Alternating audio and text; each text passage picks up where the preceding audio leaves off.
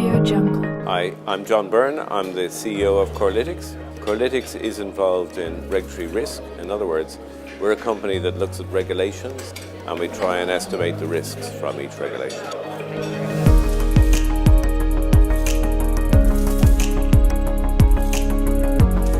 Absolutely they do. If you look at regulators, regulators are in the business of getting good outcomes for consumers, for users of financial services, and to make financial services companies safe.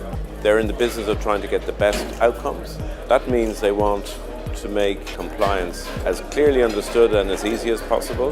And a number of regulators are working on good initiatives to actually help RegTech power this type of outcome.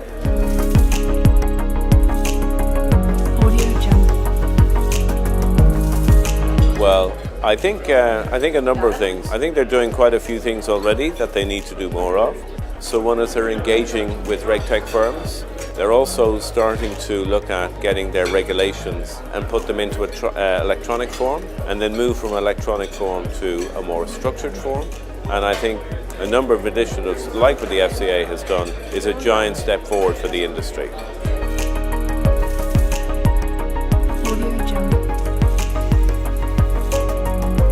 One of the things I love about this industry is that it's going through a phase of great collaboration.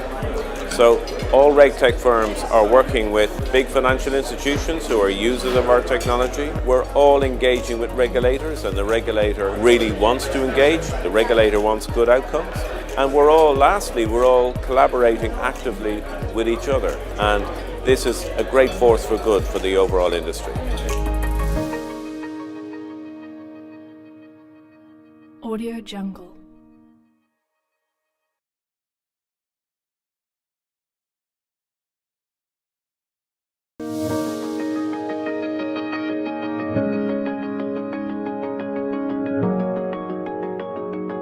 AudioJungle.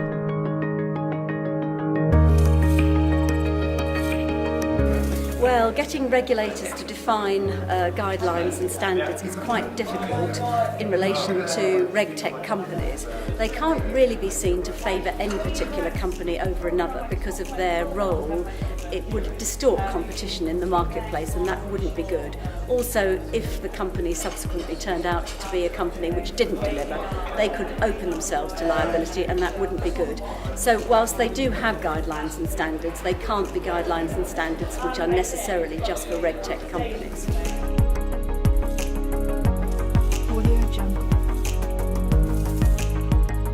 The short answer to that is that they need to talk to each other quite a lot. They need to get together and determine what the problems are that the financial institution has and how the RegTech company can address that problem, rather than the RegTech companies talking about the solution that they have. There's an awful lot of cynicism in the market at the moment about RegTech because people do tend to overclaim, and that's unfortunate because it spoils the market for the rest of us.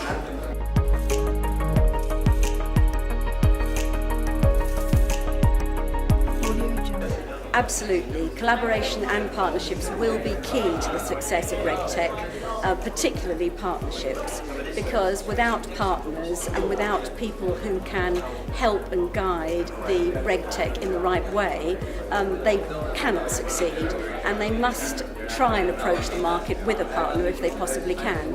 Collaboration is more difficult in the sense that it's getting a number of companies to work towards a defined end, and I think that where there is no commercial benefit for a RegTech company, that can be more tricky. But partnerships are absolutely essential.